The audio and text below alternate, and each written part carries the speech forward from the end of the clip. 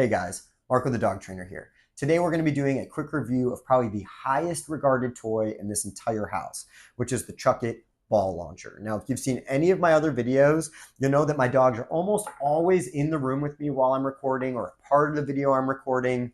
Not for this one, because the second they see this, they are panting, whining, barking, circling me like sharks because they're waiting for me to throw the ball. So just to make sure you guys could hear what I'm talking about in this video, I had to kind of banish them from the room. I keep hearing one of them paw at the door, so I'm willing to bet that at least half my dogs are laying over there because they saw me walk in here with this. So their absolute favorite Chuckit toy. Now, I am going to do reviews down the road of the other Chuckit toys that we use around here, but I had to start with the tried and true classic because this is really what started it all. Okay, so this is the 18-inch ball launcher. There's a lot of different models. There's longer ones, shorter ones. There's ones that have like a rubber grip. There's ones that are different colored. There's even like a lacrosse style one. That this is kind of like the classic one that the ball fits really, really snug in there. But there's the lacrosse one is more like a lacrosse net that makes it a little easier to like scoop off the ground.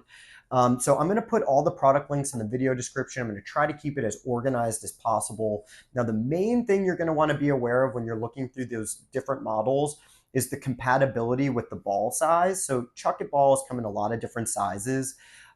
So there are compatibility things to keep in mind here where if you have a Chuckit ball, it's going to have like an imprinted like M or L to tell you what size it is. So just make sure whatever Chuckit launcher you're picking out is compatible with the ball that you have in mind. Now, these normally are going to come with a few balls anyways, but if you've got like a bunch of balls at the house and you don't want to have to buy more, just be aware of that.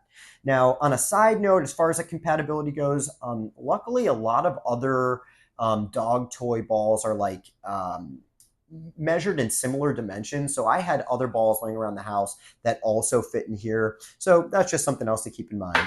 Now, as far as like picking out a length goes, there's just a couple things to think about because there's kind of advantages to the smaller ones, the bigger ones, and the kind of mid-range ones. So the longer it is, probably the easier it's going to be to throw far. Okay, so based on the size of your yard or the space that you usually play in, kind of keep that in mind. The other thing that's nice about the long ones is that it's a little easier to pick up the ball, where for me, the main appeal to the Chuckit stick is that I don't have to pick up the ball by hand because my dogs are like drooling and it's gross and it's muddy. So I don't want them to put it in my hand. I just use it to pick up like this, okay? So the longer it is, the easier it is to do that, like off the ground. Now, I actually prefer probably the 25 or the 26-inch model just because of that. And I've got a pretty big backyard. It makes it a little easier to throw the ball across the yard. This is the 18-inch one that I really just use this one when I'm traveling. Now, there is an advantage to like the small one that I think they market it as one that you can like keep in your pocket because like if you put the long ones in your back pocket, they kind of fall out and fall over.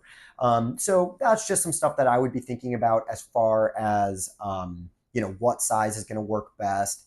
Now, the only other thing, like again, these are really marketed for no mess and it's just minimal effort to throw the ball a good distance. So I actually got this one from my grandpa. He was in his mid 80s and he just didn't have the arm strength to throw the ball for his dog. So that's actually how he got this. And I ended up getting it from him.